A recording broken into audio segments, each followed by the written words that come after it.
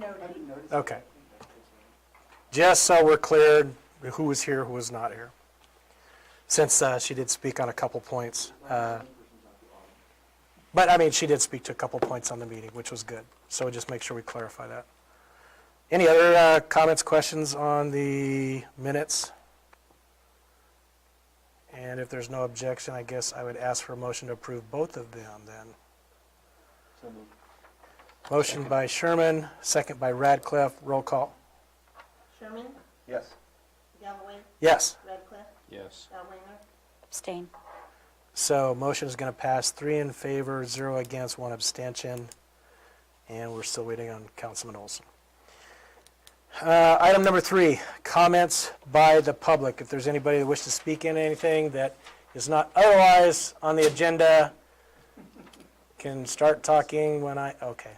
Yeah, I got 3 minutes now. Yep. Mike Palmer, ACE representative, last time we were here, we presented the check. Just want to let you guys know that we have a,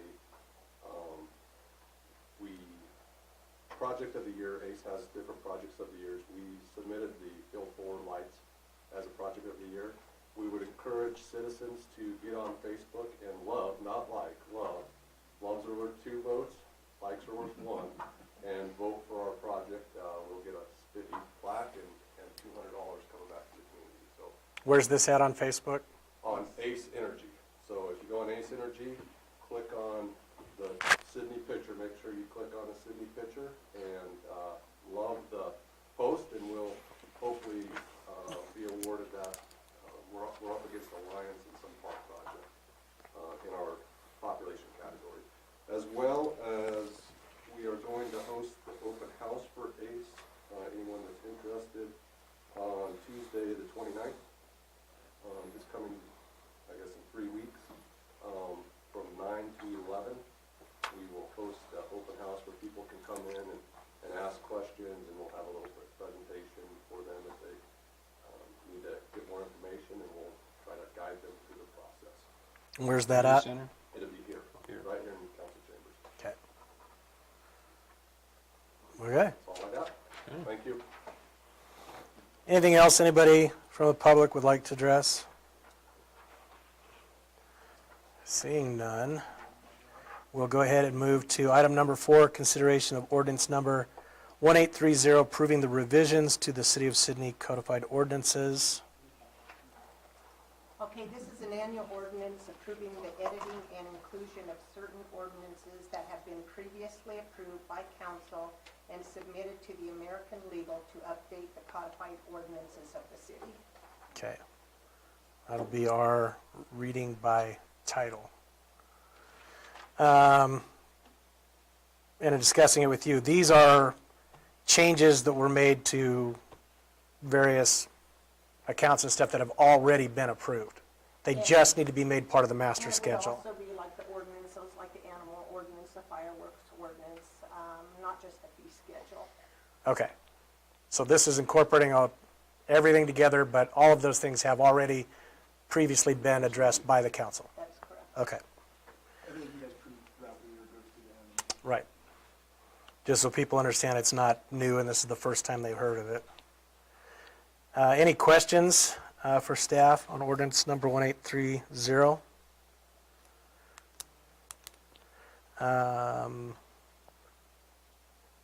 So we need to designate the ordinance. Is there a motion to designate ordinance 1830? So moved. Second. Motion by Radcliffe, second by Sherman. Roll call. Galloway? Yes. Radcliffe? Yes. Delwinger? Yes. Sherman? Yes. Motion carries 4 in favor, 0 against. Now, because it is an ordinance, you could technically have 3 readings to allow public time to do this. In the past, we've suspended it because, as staff mentioned, these are items that have already previously been dealt with through the year, so probably safe to assume there's been ample opportunity to address any of these throughout the course of the year.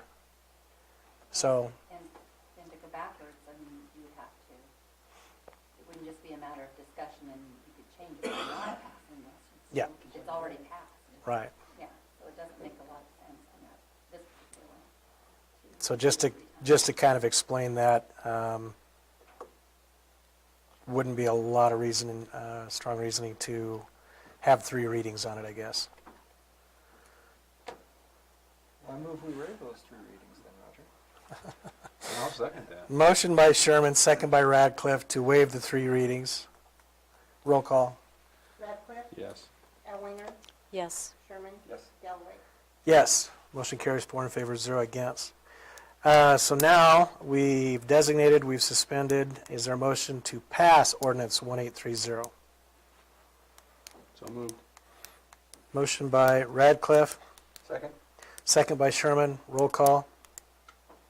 Elwinger, Yes. Sherman, Yes. Galloway. Yes. Radcliffe. Yes. Motion carries 4 in favor, 0 against. And lastly, would there be a motion to publish ordinance number 1830? Weird, yeah. I know. So moved. Motion by Sherman, Second. second by Radcliffe. Roll call.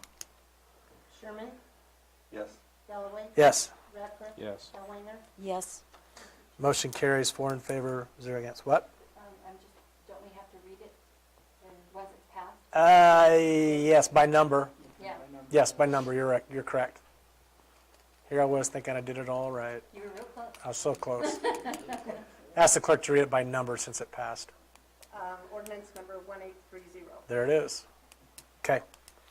All right, so that will take care of the master fee schedule that will then get reported to the state for their requirements. Item number 5, consideration of Resolution 20220301, Planning Commission's final report regarding truck parking waiver. Michael and Leslie Baker, 604 16th Avenue. Hi. Hello. Go ahead and state your name and address for the record. Leslie Baker, 604 16th Ave, City. Welcome. So this is a waiver to be able to park truck and trailer on a property you're adjoining to your residence. Is that correct? Okay, We have 2 lots. right. The letters, the proper letters have been sent out to all of the residents within 300 feet. Right. We receive any responses? No, we did not, and, it has been passed through the Planning planning Commission. commission. No problems. I did notice the Planning Commission talked about on the property versus on the street, since it did involve a trailer. Your intentions are to park on the property itself, not Not on the street. not dolling down a trailer onto the street. No, Yeah. no, we have plenty of room. Okay. We want to park it actually on the street, or, on the street, but on our property right next to our garage, there's plenty of place, and it's easier to plug in for when it's really cold. Yeah. You know, it's hard to plug in there, so walk it in the street. Yeah, I think it's obviously advantageous to you, and it's advantageous not to be parking trailers on the street to the city, so, No, we wouldn't do that. okay. The planning commission had several conversations about what direction they'd come in, or what direction they would leave, and whether the trailer would be possibly full or empty, and I think they said empty, right? Yeah, I talked to, I'm sorry, I don't know your name, and, I told him, I don't see a reason for him to do it full, because he would come home when he's done delivering all his loads, he doesn't, comes home like once a week, he's empty, when he's done doing all the deliveries. I just don't see a reason for him to park, you can even make that part of it, I don't care, because if he has a load and he wants to come home, we can do it, or he goes and parks it at Walmart or something for that night, but I don't see any reason to Yeah. have a load. Yeah. Only exception I was concerned with is making sure that it was on the property and not parking on the street. Chief, any concerns? I do not have a comment. Okay. Questions for Ms. Baker? Anybody? He's gone all week when it comes home? Usually he's home all week, sometimes 2 weeks. So it's usually he'll stay home for like a day or 2 most, and then It's he's only gone gonna be again. parked there for 5 or 6 Very days a rarely, month. yeah. He'll be gone most of the time, but he's usually gone a lot. When he does come home on the weekend, it'd be nice to Sure. Absolutely. Any other questions? So this did go before the Planning Commission. They recommended approval of it. Is there a motion to pass Resolution 2022-0301? So moved. Motion by Sherman, Second. second by Radcliffe. Roll call. Galloway, Yes. Radcliffe, Yes. Elwinger, Yes. Sherman. Yes. Motion carries 4 in favor, 0 against. Good. Thank you. You're good. Nope, that No. should take care of that. Okay. And that's effective immediately then, correct? Is that correct? Yeah, I think so. Thank you. You bet. Thank you. If you guys could like wait her out longer and just freeze her out, make her say something, yeah. I was gonna say something on that one, Yeah, but then you stared me down and I got scared. Easily intimidated, that's not gonna work out. I get that from 7th graders, so. I just lull them into that Yeah. false sense of, yeah. Item number 6 on the agenda, update on Inland Port Authority. We do not have anybody from Adams Industries here to speak on, as far as an update on where that's at, so it looks like the ball's in your court. Yeah. I did get a call from, they had intended to be here, but I got a call from Mr. Tim Craig, earlier in the week or last minute yesterday that he would not be able to make it. He had an important meeting, I guess, with railroads that he could not miss. So I said that I would do my best to explain the situation on his behalf and on the city's behalf. I don't know, I'm in no way a rail yard logistics expert, so I don't know that I'll be able to answer those questions, but I can give you an update of where we are now as opposed to where we were. I believe it's right at 30 days ago when they came in and put you guys back on February 8th. So on February 8th, at that meeting, at that time, Tim Craig and Kim Matthews, both of Adams Industries, had came and gave a PowerPoint presentation kind of on what the Inland Port Authority was, how it would work, what it would do. And then they also had asked at that time that the city council as well as the county board would pass a resolution forming the creation of the IPA and an interlocal agreement between the city and the county. So at that time, the council, if I remember the conversation correctly, said, yeah, you were 100% on board and wanted to do everything you could. We had some concerns with an interlocal agreement at that time, in consulting with legal at that meeting, that we weren't really sure what we were agreeing to, but we had no heartache with passing a resolution in support of it and to go ahead and move forward with creating the entity. Make a few notes so I don't miss anything here. Over the weeks since then, I've been in contact with Ms. Matthews to relay some of this council's questions that they had that night and since then, and then also some questions of my own that I had about the Inland Port Authority and the creation of it and how that would work. I didn't get a lot of feedback because, quite frankly, I don't think that they really know all the answers quite yet. So I wasn't getting much. So I wound up doing some work on my own. I decided to research all the legislative bills relating to this, which would be Legislative Bill 40, Legislative Bill 156, and Legislative Bill 998. I also reached out to other communities to see if I could get copies of maybe what they were doing or what they were passing in their county boards and their city councils. And I did get some examples of that, so it was very helpful in kind of looking through the information and studying it myself.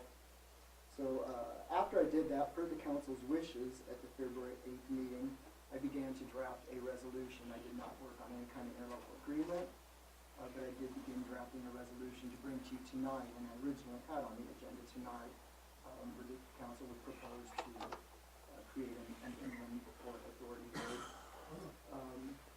I sent that, a copy of that resolution, last week to Mr. Craig and Ms. Matthews, so that they could be here to speak to it, and since they were the ones that had requested it, and got a little bit of a distressed response from Ms. Matthews. After reading the legislation, I kind of know why, because she had indicated to me at that point that they were working then with Twin Cities Development out of Scotts blah. And when you read the legislation, and I can read the insert of it, it's section 4, I believe, of Legislative Bill 998, specifically states that only if a city council does not move forward with the creation of an inland port authority can they work with an economic development corporation, which would be what Twin Cities Development is in Scottsbluff. And if she had been talking to them, that's why she was bothered that we were going to move forward with that. Like, we'd kind of make it an either-or situation rather than a, everybody situation.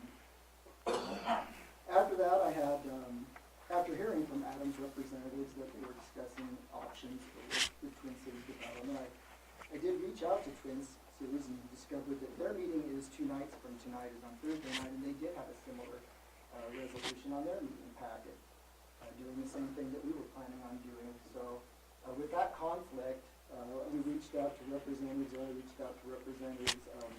Mr. Rothman and Mr. Craig at Adams Industries, and said, well, we kind of have a conflict here, because both entities can't do this. So we had long talks about it, and at that point it was decided that since they don't even really have everything in place that they need with the rail yards, and they're still trying to hash everything out, that they would have respectfully requested that both entities remove their resolutions, and that we all kind of get together to sit and talk with the city, the county commissioners, the Twin Cities Development. If there's something they can bring to the table that maybe the city can't, that would be great to have their input as well, and anybody else that would want to work on this, so that we're all moving together rather than there was a miscommunication is what it was, and it created a little bit of an either-or situation that I don't think anybody really wanted to happen.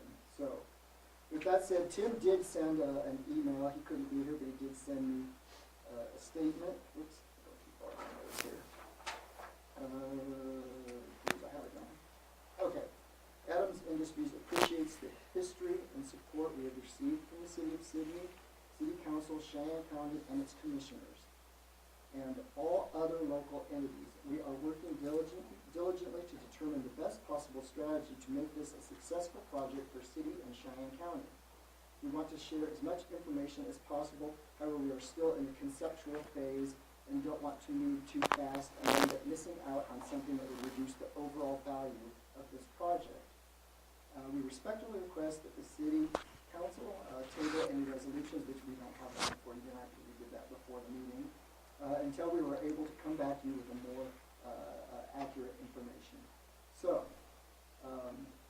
and I did get confirmation from the Twin Cities Development there. They're not passing a resolution Thursday night either. So, I think it's just a miscommunication, but I did want to point out that that's kind of where we are and where we're moving forward. It seems like we had a little rocky start, but I think everybody's on board now that we want to include everybody that can possibly bring something, or at least I know that that's what Adams Industries' intention is to bring everybody and anybody in the conversation that can add input and make this a successful venture. Because I still feel very strongly it's a great idea and wonderful for the city and for the county. So, with that said, I will do my best to answer questions. And I came in and met with David as well and kind of went through all of this and went through conversations with all the parties involved, and I think it helped a lot to clarify things by reaching out to the leadership at Adams Industries as well as Twin Cities, just trying to figure out where all the moving pieces are, and I think it truly is a situation where everything is brand new and it's simply very early in the process. As David mentioned, talking to Tim, they still have to figure out where the two major rail lines lie with this issue and making sure that they garner support from that before they move forward at all. Yeah, because without that, there really is nothing. So I think a lot of things were clarified in talking to Tim, and fairly confident. I feel very confident that communication should be a lot better moving forward. It's very new, and I think everybody reaches out to wherever they can, get whatever information they can, and sometimes things get ahead of themselves. Puts everybody in an awkward position that has since been rectified. You're right. And I appreciate the legwork you did reaching out to Fremont, getting some examples of some of the things that they have done and are doing, as as well as more information from the state. And at this point, even the state isn't 100% clear on how all of this is supposed to work. So a lot of things that need to be fleshed out as we move forward. But I am supportive. I think it's fantastic. It's really great for the city. Oh, absolutely. If we are chosen as one of the 5 sites, so I don't know, if there's only 5 sites that will be chosen in this legislation throughout the state to be allowed to have one of these sites. So, I mean, we don't even know that our application will be in the top 5, so. And the concern from council was just making sure that we put together the strongest application possible in due time. So I think we're still on course to do that. I think we are too, yeah. I do have one question, David. What's that? I do have one question. Sure, I'll try. Well, it just says that in the beginning of 998, it said that it must, at least 2 of the following criteria Yes. located within 1 mile of a river or navigable Oh, I river. read that too, yeah. And then Or, I didn't know, because I don't believe we have a major airport. We do have a rail line. And the other thing is it has to be within 2 miles. The of one it. you're talking about is the same thing I was looking at. Is 2 miles of, 2 miles of any portion federal of any highway. designated national system of interstate or defense highway or any other 4-lane highway. Well, they are about 2 miles within the Link 17. I think it's a little more than 2 miles to the interstate, but Link 17C, am I calling it the right link? At Bronson? Link 17. I thought this one was C. Yeah. J. Oh, this one's J. There's This one's J. 17C. C. It goes to Bronson. When you cut off there, it is about from where it hits that, and that would be a federally designated, the link would be a federally designated highway, so it is right about that. I looked at that too and thought, Or just, hate to be like 300 yards off or something, What's that? I said I'd hate to be like 300 yards, Oh, 2 miles, well, 2.3 I mean, miles. I'm sure they've done that research. Might have to move the highway. Hank, you're up to it? Well, that's a state, you have to give it that. Come on. Passing the buck. Asking permission, I don't like that at all. I could go out and use it on my mileage. Doesn't mean we can't move the business closer to the highway. 300 acres in the right direction does wonders. Yeah, They're gonna work on that section of interstate anyway, so while they're doing it, yeah. it is coming up too. Save some Yeah, that was a good environmental. question I had as well. Actually took a drive to find out myself. I read it myself, so. Yeah, some of the communities are proceeding forward. Fremont's a good example as a city that's moving forward on their own without a major business involved as a partner, so they would be recruiting somebody. So we do have a major advantage in that aspect. We also have a major advantage just in our demographics, location to the interstate, and the fact that we have access, Adams has access to 2 major rail lines. So I think we're going to be able to put together a very strong application. It will be. I think the free trade will be huge. too. Yeah. Other communities that are applying, I know, don't have that yet, and in the legislation, it gives them so much time to get that, but we already. We're already approved and going with that. So a lot of key pieces that play into our favor. Just so, I mean, I don't know if anybody, I don't know any information you need, but I think a lot of ways, like I know what Fremont and other cities are proposing, what they're wanting to do is make these mega sites of like shipping companies, like your Amazon and things like that would come and set up shop within the port district, so. I think that's cool. But I Okay. don't wanna speak too much to that. So early in the process, nothing really to decide at this point. Adams Industries has assured David they'll stay in communication with us, and we'll look to hear on more information in the future then. Yep. When we have more information, we'll definitely bring it to you, so. Does anyone have no other questions? I don't think so. Thank you. Welcome, Councilman Olson. Thanks for the message. Glad you can make it. Sorry. Nope, that's understandable. It happens. Item number 7, legal response to Heck and Lively Economic Development Citizen Advisory Review Committee application. I'm sorry, this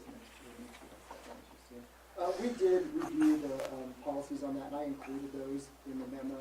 And I actually highlighted the spot where it says all members shall be, not may, shall be registered voters within the city. So he does not qualify to, and I have had a talk with him about that, and he understands that requirement and will abide by it, and is fine with that. And I did thank him for his interest, because I appreciate people wanting to be involved and wanting to serve, wanting to do the best for the city and the county. So I appreciate him doing that. It just wasn't something within the requirements at this time.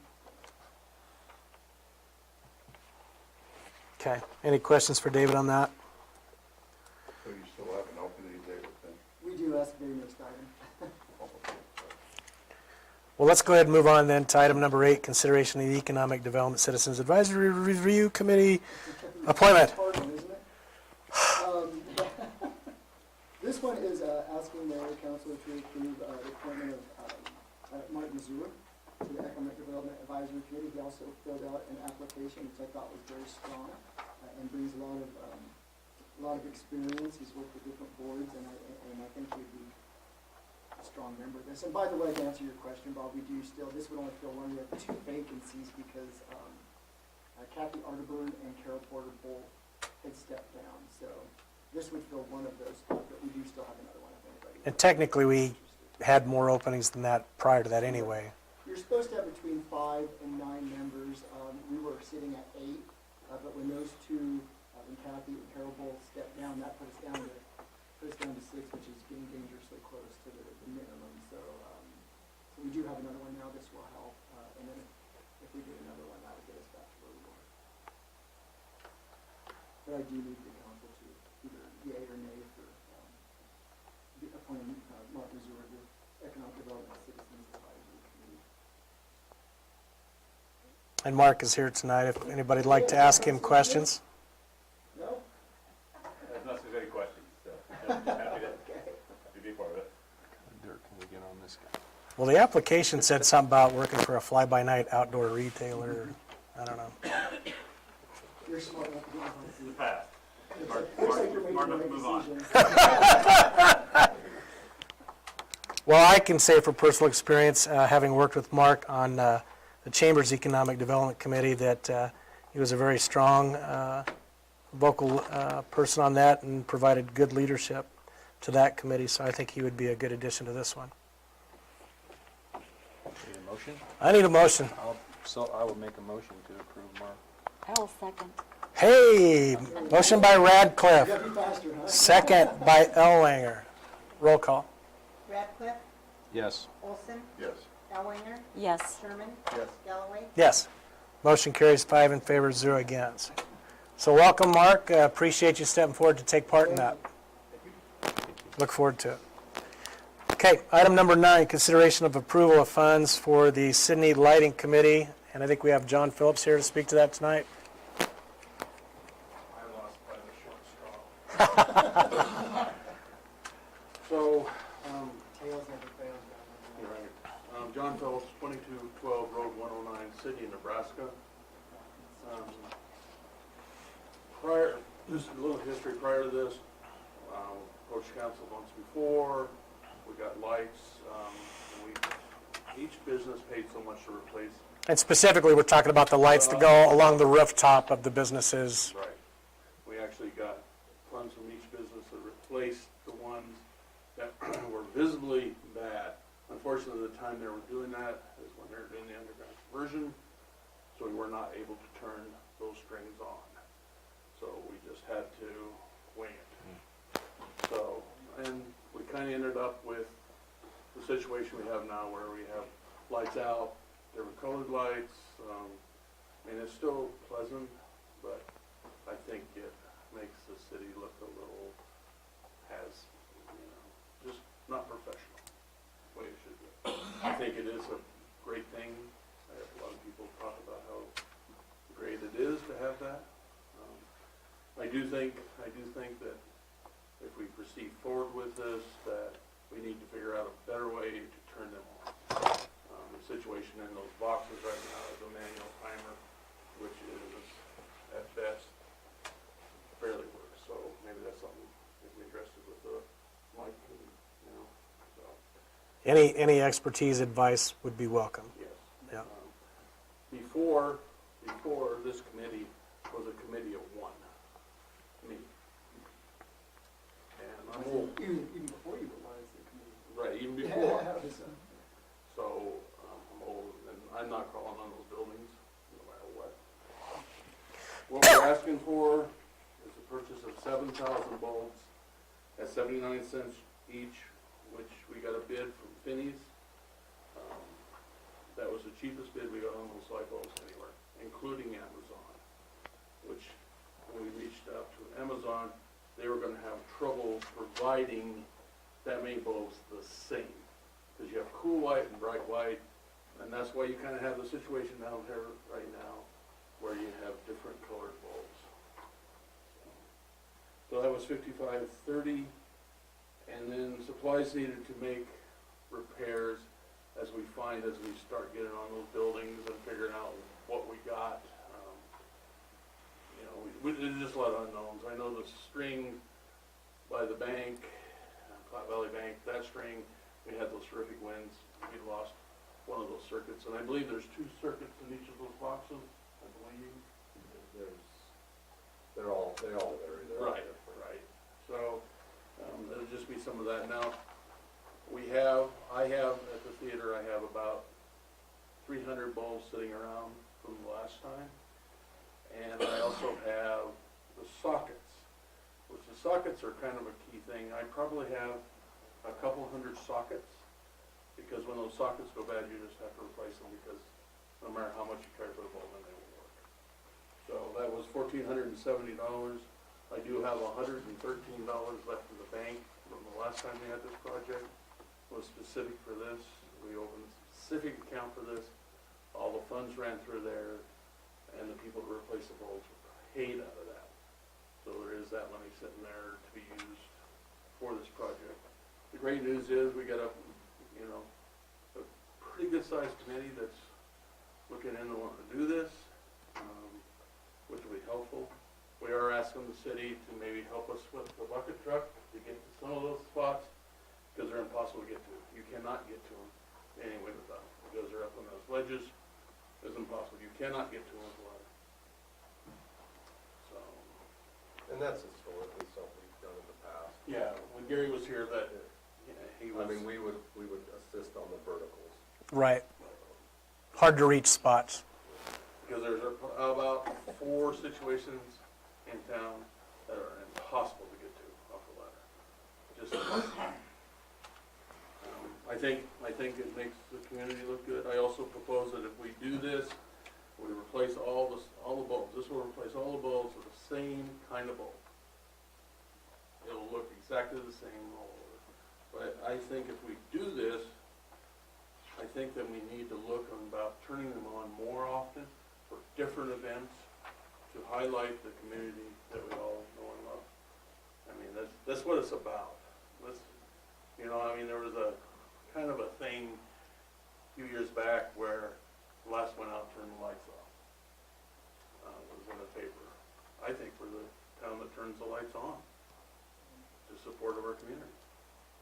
I agree. So that's kind of what I got. The historic board did approve it. And in fairness, there are some members on the committee that are here, but this no way benefits them financially, personally. They are not gonna get a dime from this. So, Jay, I don't know how that falls in. You don't have any problem. Okay, perfect. And I can take this today. You can. Okay, perfect. Well, get a little bit.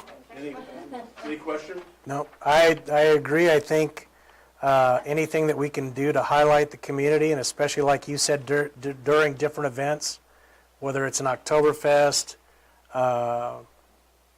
cruising night, downtown sounds. There's a lot of events where we, try to highlight everything Sydney is about and everything Sydney is doing, and I think this could be a nice part of that. And I know there's several businesses around that have reached out to me wanting lights. I do think that we need to put lights back on City Hall, and we also need to put lights back on the Chamber building. Because if we're gonna do this in the community, then the city-owned buildings need to be lit up also. Right. Just I mean, for the point- courthouse is Point of on. note, the city didn't take down on We purpose. know. We even did our roof, that's why they came in. I know. Okay, and as John stated, this has already been approved by the Historic Board. That's where the funds are coming from, but because of the amount, they did ask for final approval from the council. It doesn't fit into, it's not a facade or a sign of any private business, so it doesn't fit into any of the categories that they. Of their existing programs. Right, so that's why he needs to go to those So, and also you. Yeah, so they did approve it, but they did ask for council to give their, And it has to be done that way. It was done that way the last time. Right. So it has to be, Yeah. because it's not designated windows, doors, yeah, any of that. It has to be brought to you guys, and you guys have to approve their recommendation. yep. I think I was a part of that last time, too. Any questions? I have one. So for the businesses that want to put them or on the chamber or city building, is that included in here, or do they have to pay for that themselves? The answer, that's kind of a two-part thing. The chamber actually was reimbursed lights from when they took them off, when they redid the roof, but then they were told that they couldn't be put on a historic building, which is a fallacy because they're on historic buildings all over town. Yep, throughout the Yeah, district. which was a fallacy. And I talked to the chamber director, and I believe she thought they still had the lights in the basement of the chamber, so I think those are still We got available. those, and they were brought down, and we actually used them when we had Christmas in the Hickory inside the tent. So the bulb, we know that they work, Okay. Okay. whatever. And then like some of the businesses I told, we even had the motel down here. They didn't put up what we had, but they were so excited to be part of this whole thing that's going on. They went out and did their own thing and put some lights on their building just because. I mean, Yeah, I noticed that. They were so eager to be a part of it, they went and purchased their own, so. yeah, which really don't conform to what we're doing exactly, but, bless their heart. Yeah. So I'm sure that's somebody that could be reached out to And as the well. bike shop is totally interested in doing that, so, which of course they are. Okay. So there's obviously interest for more, and anybody else, any other businesses that would have interest or questions, please be encouraged to contact John and can lead you through the process. Okay. All right. Other questions? Nope, thank you. Thanks, John. So, as I stated, this was approved by the Historic Board. We're just asking for final approval from the council. Is there a motion to approve the funds for the Sydney Lighting Committee? So moved. Motion by Olson, is there a second? Second. Second by Radcliffe. Roll call. Olson? Yes. Elwanger? Yes. Sherman? Yes. Galloway? Yes. Radcliffe? Yes. Motion carries 5 in favor, 0 against, so we look forward to moving on with that project. And if staff could look into any just ideas on maybe incremental improvements, whether it's automatic timers and boxes, or just, if you have a recommendation, maybe point people in the right way, the right direction. Just thoughts and ideas, I guess. Item number 10, consideration to move forward with the RFP for the Sky Road water line.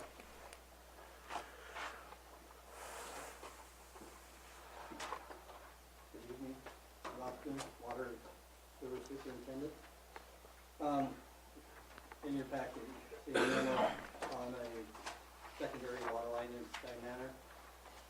We've had this on the books for about 5 years and really never had the money to do it. But we have the American Recovery Plan Act money that we need to start spending. So, talking with David and their staff, we decided to take a look at this and get it, the engineering and design bid out, start to see what it's gonna cost. When we first put it together, we were looking at about 200,000 with everything that's done up. I'm not sure what it will cost. We do have 500,000 from the American Recovery Act that needs to be used on water or storm sewer. How much? I believe it's 500. 541,000 for the first installment. There's supposed to be two, We'll so see. we, knock on wood, we get our second half from those, but it's supposed to have two installments of 541,000 that go towards SRF qualified programs like this one, so. And from what staff identified out of the American Recovery Act, a lot of it had to do with water infrastructure, correct? We've went through as best we can, and it is very cumbersome, you know, it's the federal government, they give you this money, but they make it so cumbersome to spend. The easiest ways and most efficient ways are on water, wastewater, storm sewer type projects. There are other things that a lot of it you have to prove that it's somehow pandemic related, or, you know, these are the easiest ways to use that. And it's a great project that needs done anyway. We did have this budgeted in this fiscal year's budget as to be spent with the ARPA money, so it doesn't come out of any sales tax or property tax or anything like that. It's coming from our recovery. And, I mean, out of all our different projects we've looked at, I think this is probably the best, is the Sky Manor area is fed by a booster pump. And if that goes down, they're without water till we get it fixed, which could end up like in a few days. The last time we had to do some repairs on it, they were down 8 hours. So this is a backup problem. Secondary. It would be a secondary, personally, I mean, if everything works, we could actually have it as our primary, and then shut the booster pump down as a secondary, which would save on the power, because that runs 24 hours a day. Keep pressure up on the hill. This will be all gravity fed. It'll come off the 30-inch line that comes from Sioux Meadows, and it'll, like I said, it'll be gravity fed, so we could feed them all the time. Off of that, and then just use the booster pump as a secondary, so if we had issues. But that takes care of all that stuff up top, and then Fox Hill, and those newer houses over where Young's used to live, all that area too. But I just need to have permission to move forward with getting some engineering, or finding some engineering. Okay. Any questions for Rob or staff on the RFP? This is requesting to move forward for an RFP, request for a proposal on the Sky Road water line. If not, is there a motion to move forward with the RFP? So moved. Motion by Radcliffe, Second. second by Olson. Roll call. Elwinger, Yes. Sherman, Yes. Galloway. Yes. Ratcliffe, Yes. Olson. Yes. Motion carries 5 in favor, 0 against.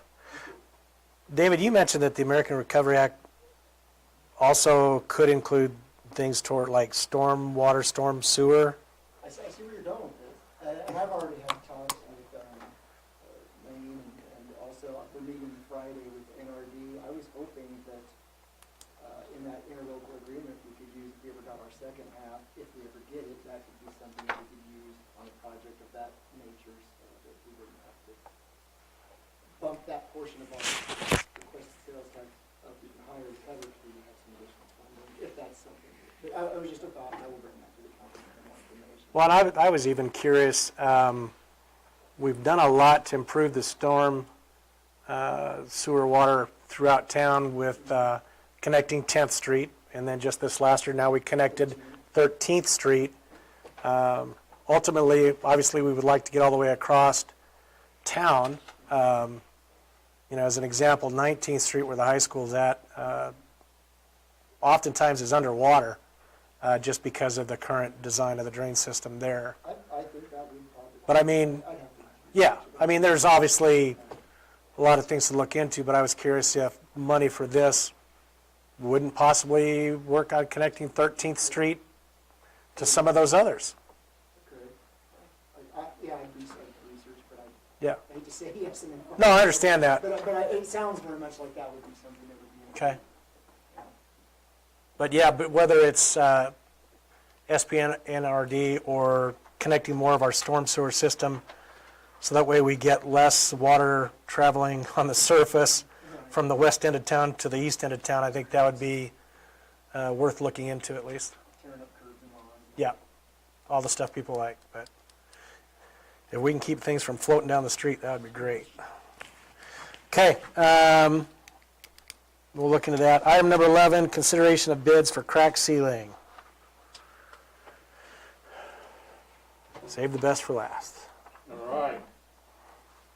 In your packet, anchor to the street department, superintendent. Every year we have a crack sealing program. It was approved at budget time for the same amount as we have been the last 3 or 4 years.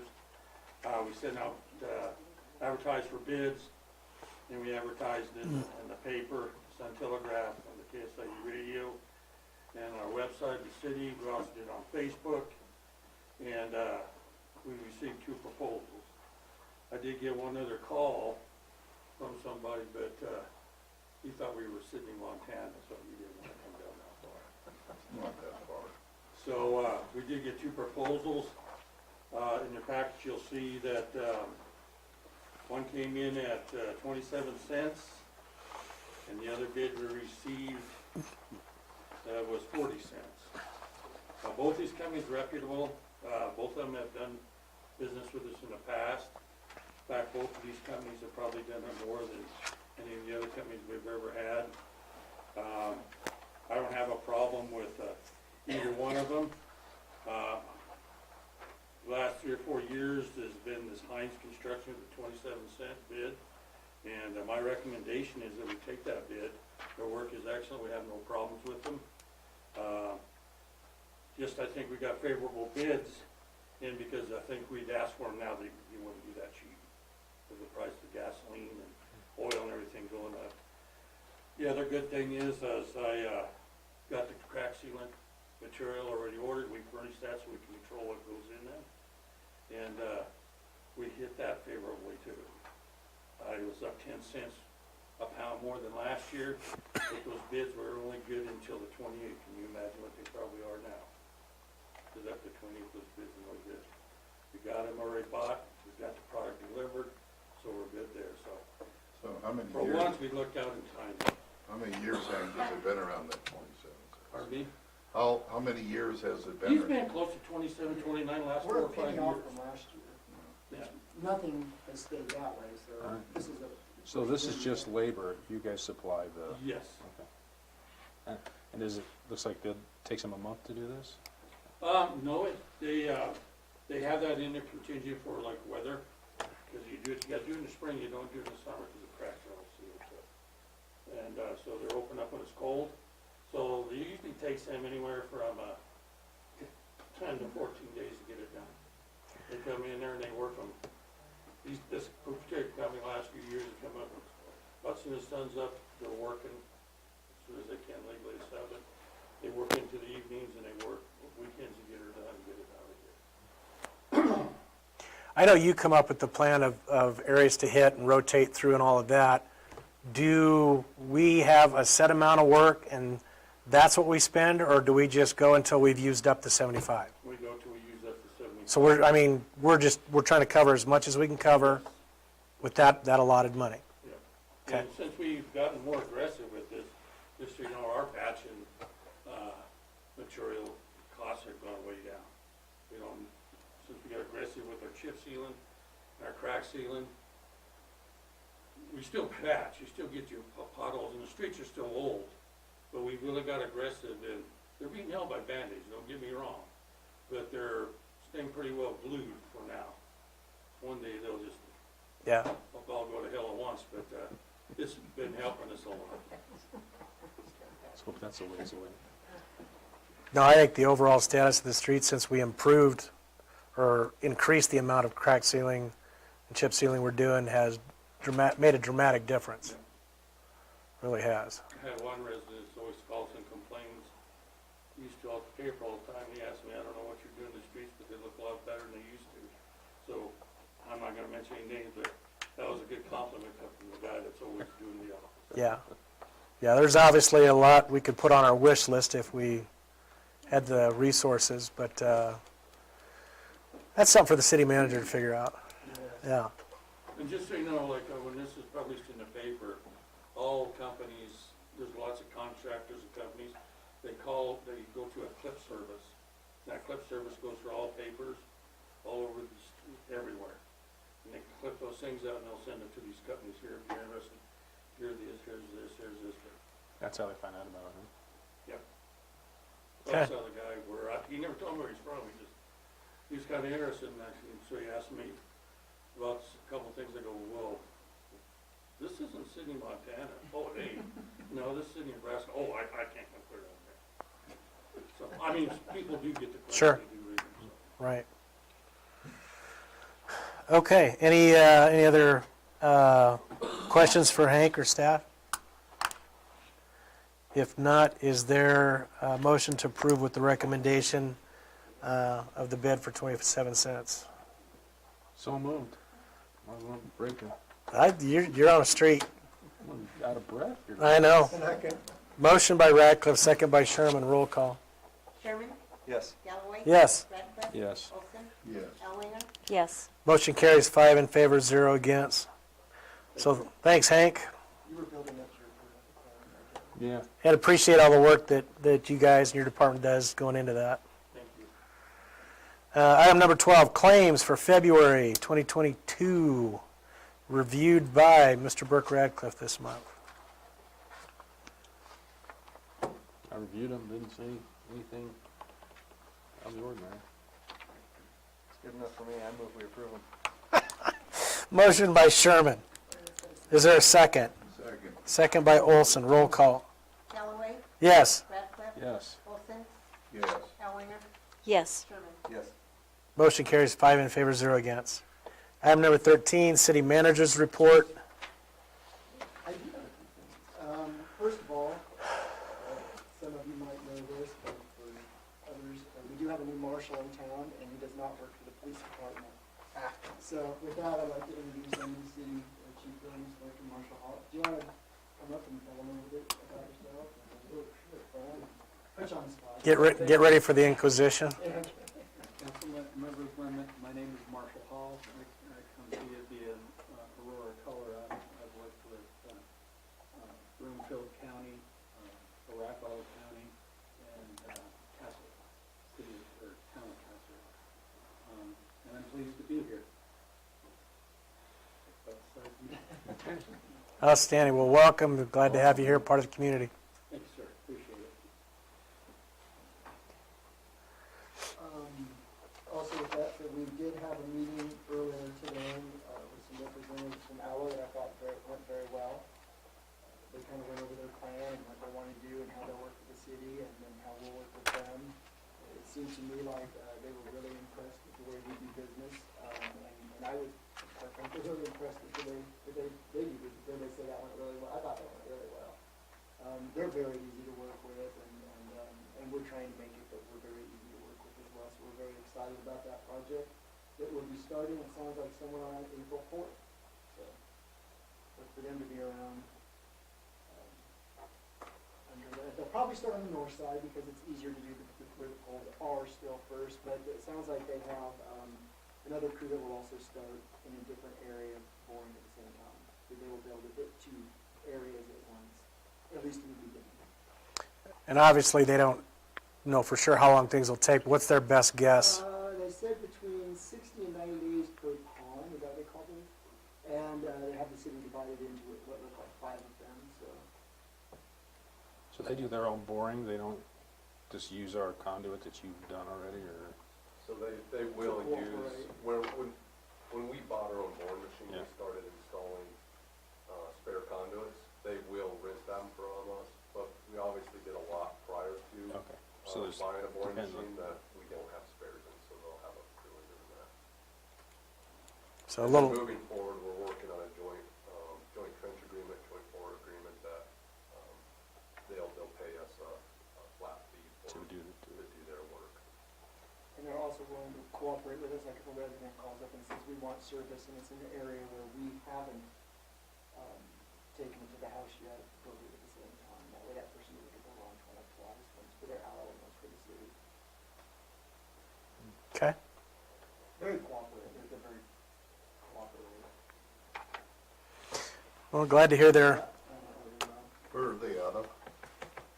Imperial. Imperial. originally Imperial, Nebraska, originally. Where their big office Yeah. is, they're down in what they call the telephone district now. Yeah,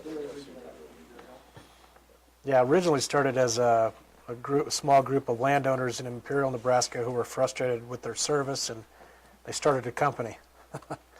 And now they are far and wide-reaching, yeah. Yes, they are. Also, I had spoke with, United States Air Force Lieutenant Colonel Terry Higgins, because I told you guys earlier they were going to be doing sometime at the end of this month a town hall, probably at the school in the auditorium for all the city leaders to come and ask questions and maybe get some questions answered. He had contacted me, and we had it reserved, the school auditorium for, I think, the 28th of this month. But he had reached out to me and see if they could postpone that till late April, so which we have, so that will be moved back a little bit. I think their plan is to come out ahead of time and try to meet with different groups, maybe come to a council meeting, maybe go to a county commission meeting, maybe meet with, have lunches with some of the hospital people or whatever, and try to get to know some of the players before they walk into that town hall, not knowing, who anybody is in town. But I think that's kind of their planning on that, I guess, or maybe, I guess, they thought now is a bad time to take down the meeting. Anyway, that's been moved back. And then lastly, we do have a snow emergency that we put in place today, so I think we are expecting possible heavy snow, although it's not already tomorrow, so no parking on snow. Okay. Staff, chief, anything? Nothing. Michael?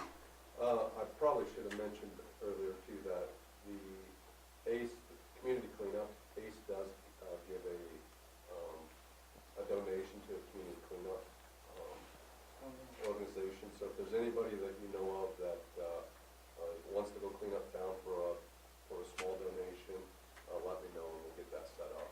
We didn't do that last couple of years, haven't we? The Elks did it 2 years ago, the park project did it last year. That's right. So there is an opportunity for a group to partner with ACE for a donation towards their group as part of a cleanup day. So contact Michael Palmer. We'll get it set up. Also, I'm pleased to report that we have removed some poles, Roger, in the Valley View area. Oh, say it ain't so. Making progress. Say it ain't so. I made sure they said that. Thank you. Bert gets a lane. I want some poles coming down. Colonel? Lane, anything else with finance? Hank, anything else with streets? Nope. Autumn? Snow day. Okay. Autumn, anything for the good of the order? Okay. We're a challenge. I see that. Council comments, Bob? Has nothing. Burke? Out of breath from all those motions I made, I think I'd better stop. I thought you were building up to your claim thing. We'll get you an IV on the way out. Brad? Well, Ace Energy, Sydney is leading 37-2 right now. Yeah. Wow. And speaking of that, welcome Marshall. Now we have a Marshal, a Colonel, and a Chief. Feel really safe right now. That's all right. There you go. Anything else? I think that's all I got. You sure? Trying to make up for not getting to make a motion. That was a pretty good Councilman Ellwanger? I'm good. I made a second, so I feel good about that. Yeah. We're going to work on that. Yeah, we will work on There'll be a that. lot more awkward silence if you don't. Roger, would you make sure that all council has signed that? Oh, thank you, because it's still here hidden in this folder that you always try to hide from me. So yes, I will start passing that around. Yeah, right here in front of me. So I don't have to yell at people on their way out. All right, so for myself, I guess, welcome, Marshall. Great to have you a part of the community, and hope you get a chance to get out and meet people and get to know about the community, and feel free to ask questions as we go, and I think it'll be a good opportunity for you. And track season has started for the high school team. which means the snow is on track as well. I already got the notice that school is canceled for tomorrow. So that's how you know it's track season. And I also wanted to mention that we do have, the Elks has a breakfast buffet coming up. Their once a monthly breakfast buffet on Sunday, 10 a.m. to 1 p.m. 7 to 1. Sorry, I misspoke. 7 a.m. to 1 a.m.